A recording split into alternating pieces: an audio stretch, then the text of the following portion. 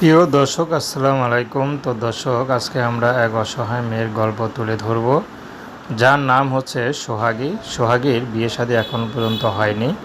তো সোহাগী মূলত বিয়ের জন্য ইউটিউবে এসেছেন। আসলে সোহাগীর পরিবারের বাবা নেই, মা আছে। বড় একটা বোন ছিল, বিয়ে দিয়ে দিয়েছে। তো সোহাগী এখন আছে। তো সোহাগীর মা সেলাইয়ের কাজ করে। তো সেখান থেকে যা পায় তা দিয়ে কোনো মতে চলে। মেয়েকে পড়ানোর খুব ইচ্ছা ছিল, কিন্তু পড়াতে পারেনি। মাত্র 6 পর্যন্ত পড়াশোনা করে পড়াশোনাটা বন্ধ হয়ে যায়। তো বর্তমানে সোহাগীর মা সোহাগী চাচ্ছে বিয়ে দিতে, কারণ সোহাগীর মা বুঝতে পারে যে একটা মেয়ের অনেক কিছু চাহিদাই থাকে, কিন্তু মা সেটা পূরণ করতে পারে না।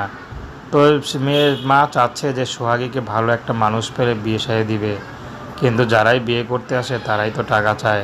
তো সোহাগী এখন এসেছে যদি দুঃখ কষ্টের মাঝে যে পুরুষটি তাকে ভালোবেসে আপন করে নিতে পারবে, সোহাগী তাকে বিয়ে শাদী করবে। তার কোনো পছন্দ নাই, হোক না সে বিবাহিত, সমস্যা নাই। সোহাগী বিয়ে করে তাকে সাথে সে সংসার করতে পারবে। তো প্রেম ভালোবাসা বিয়ে শাদী করা আপনাদের ব্যক্তিগত ব্যাপার।